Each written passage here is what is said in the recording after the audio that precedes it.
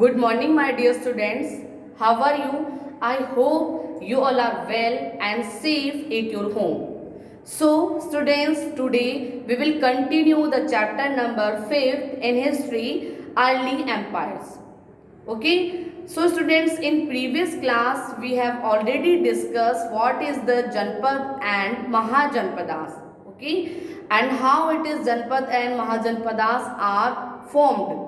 Okay, and we also read the Magad is very powerful Mahajanpadas in early empires, and different forms of the government, types of the government in early empires we have already talked. We have already discussed about them, like two types of government: first republic or Ganrajya, then second is monarch system. You know very well, जो गणराज्य और Republic government and all power hand in the public. Okay, public choose her representatives and choose her ruler or king. ठीक है, and in monarchy system all power held in one person, like king or queen. Okay, means जिसके पास में crown होगा total power उसी के हाथ में होगी. एंड इन मोनार्की सिस्टम जो डिफरेंट जो मिनिस्टर्स होते थे वो भी उनके बारे में हमने देखा कि सेनापति, अमात्यास एंड पुरोहित. Okay, and today we will discuss some topics like agriculture in early empires, use of agriculture, use of iron in agriculture, and paddy transplantation. Okay, so let's start for today's class. So students, first we talk about agriculture. Agriculture is the main occupation in the people of early empire. Okay, जो peoples थे उनका main occupation क्या था? Agriculture. And at present time हम बात करें India की तो आज भी इंडिया में लमसम 75 जो population है that is depend only on agriculture. ठीक है, so agriculture की बात करें तो main occupation था एंड जो इनकम का सोर्स था वो भी एग्रीकल्चर था. ठीक है, डिफरेंट जो मोनार्किल और जो रिपब्लिकन स्टेट थे उसमें क्या था, उनके जो इकोनॉमिकल सोर्स था वो ओनली एंड ओनली एग्रीकल्चर था. मीन्स जो टैक्सेस लिए जाते थे वो जो एग्रीकल्चर में प्रोडक्शन होता था उसके बेसिस पर ही जो पब्लिक थी वो दे पाती थी.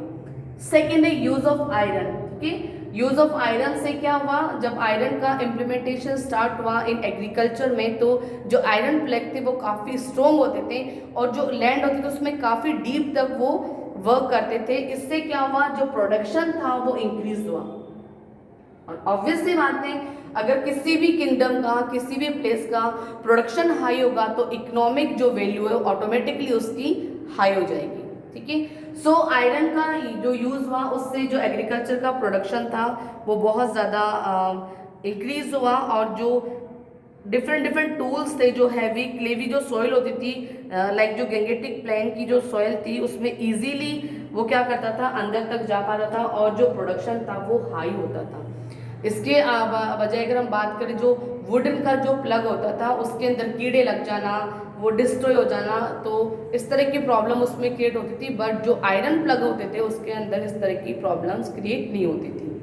Not only iron plug but also different tools of the make that is use in agriculture field. उस टाइम के पर्सन को जब एग्रीकल्चर के अंदर प्रोडक्शन हाई करना था तो उसने क्या किया, डिफरेंट टूल्स भी मेक कर लिए जिससे कि उनका एग्रीकल्चर का जो वर्क था ईजी भी हो गया और प्रोडक्शन भी उनका क्या हो गया, हाई हो गया.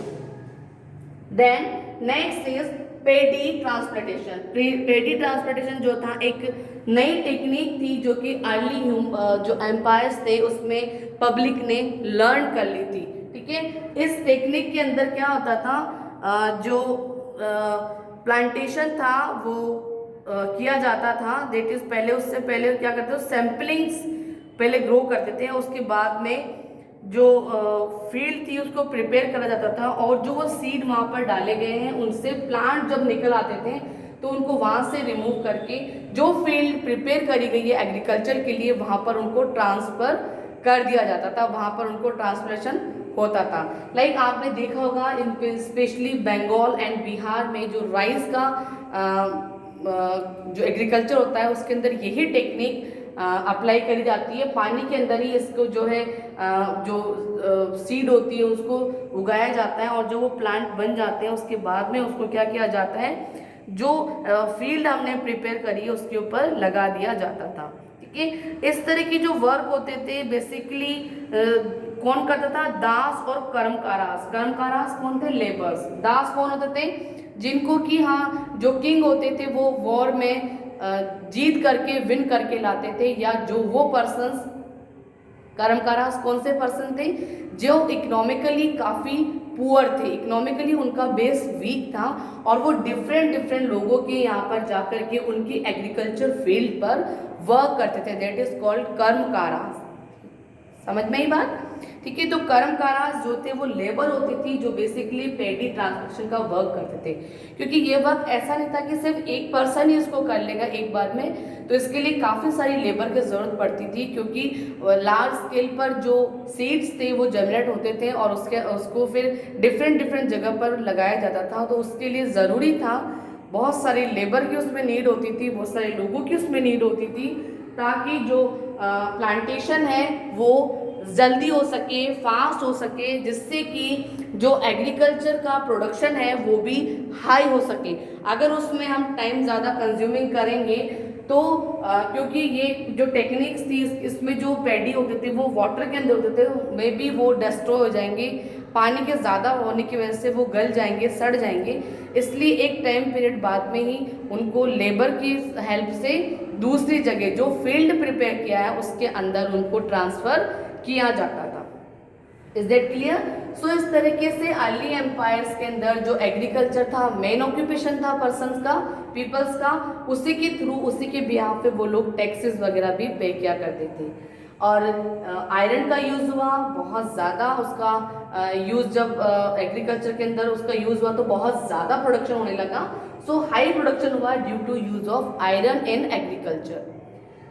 देन पेडी ट्रांसपोर्टेशन से भी लोगों को काफ़ी जो प्रोडक्शन था वो हाई मिलने लगा, इकोनॉमिक जो भी कंडीशन थी वो भी अच्छी होने लगी, टैक्सेस वो लोग जो देते थे उसमें भी उनको ईजी होने लगा, क्योंकि जब प्रोडक्शन ही नहीं होगा, इनकम ही नहीं होगा, सोर्स ही नहीं इनकम का, तो पर्सन कहाँ से पे करेगा टैक्सेस।